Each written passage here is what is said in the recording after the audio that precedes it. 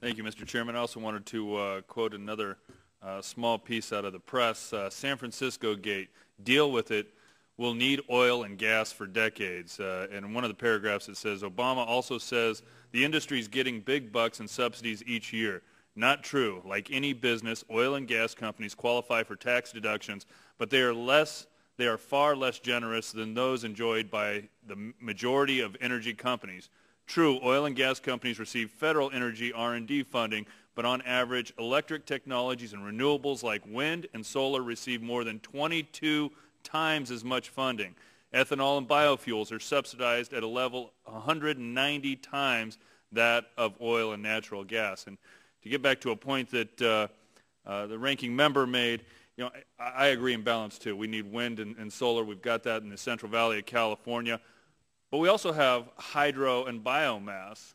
Would you not, each of you not agree that that is an important part of our energy portfolio and should also be considered as green energy? I agree we've got to look at everything, but the problem that you have is everybody's just saying, okay, if one industry gets $1 billion, we should get $1 billion and another $1 billion and another $1 billion. And the problem with that is... I'm not saying anything about subsidies. I just, as part of our green portfolio, hydro and biomass, two green facilities in my area, do you agree that that should be considered as part of our overall portfolio? Yes, sir. Anything that increases competition. Agree? Yeah, absolutely. We need to pursue anything that is, in fact, renewable. Hydro is one of the best renewable sources we have. Renewable energy, but not considered as part of the green energy. I understand that. We have broad differences across our country, and so we need to recognize the broadest definition possible that recognizes the Southeast is not like the Northwest. Thank you. Yes. Chris, thank you. I appreciate the quick answers since we're short on time. The main part of my questions here today are on job losses that we see not only throughout the Central Valley but throughout the nation.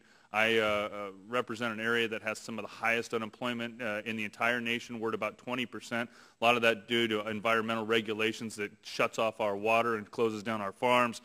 But I'm a farmer, and I'm one of the fortunate ones that not only has water, but I have a permanent crop. I grow almonds, and I've got the opportunity to hold my crop in a warehouse and not ship it until the prices come up. But some of my friends that have been forced to pull out all of their trees now are if they're fortunate enough to get the water allocation that they're under contract for, they plant a row crop. With the high cost of gas right now, they're now looking at, can I afford to put a row crop in, or do I just let the ground go fallow, which again, when you have 20% unemployment, will continue to drive up that unemployment rate. So just a quick response from Mr. Shawcroft. What type of job loss do you expect to see nationally from farm economy just due to the gas price, whether it's at $4, and if it escalates to $5, how many more farmers will just not plant, or plant but then not harvest because of the increase in cost? I really can't give you a figure. It really depends on the individual situation. For us ourselves, you have something that's permanent. Cattle, you can't just get in and out of the cattle business instantly. You have an investment in that, genetics. You have an investment in what you've been able to put together. It's very difficult to jump in and out. It would have to be a decision based on individual situations. I understand that California in particular is facing a real challenge as far as this fuel cost, planting cost. They're looking at, can I even afford to plant the crop, or should I just give it up for the year? And Mr. Shawcroft, if you could provide us back any numbers that the Farm Bureau has on loss of crop or revenue or jobs, most importantly jobs, with the escalation gas prices, that would be helpful. Be glad to do that. As well for the Trucking Association, Mr. Graves, all of those crops that aren't going to be planted, they're obviously not going to be shipped. And even for my case, I'm going to hold everything in the warehouse because I can't afford to ship it right now. How many jobs do you think we lost through our farm economy just not shipping during this time of high gas prices?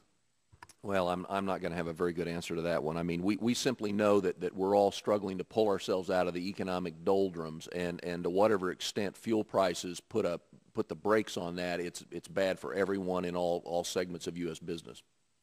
Thank you. And I do the family shopping when I'm at home, and I had the same question for the chamber. I know all of our ag prices are going to go up, all of our ag commodities, everything that goes through the grocery store, as well as many other products. Will the chamber have any numbers on what we expect to see the job loss due to the high escalation in gas prices at $4, and especially if it gets up to $5 this summer? on the job loss associated with that? Well, we certainly know what it does to disposable income and the reduction there and the contraction, and people will not be spending it on things that will require transportation, more planting, et cetera. So it reverberates through the entire supply chain, and that's really hard in the very short term to put price or put numbers on it, but we'll certainly do our best. Thank you. I mean, this is one more impact that's going to hit the Central Valley really hard. We're going to see a much greater job loss here than the rest of the nation, and you guys getting back to us on the job loss that we expect nationwide would be very helpful. Thank you. Time of the gentleman has expired. The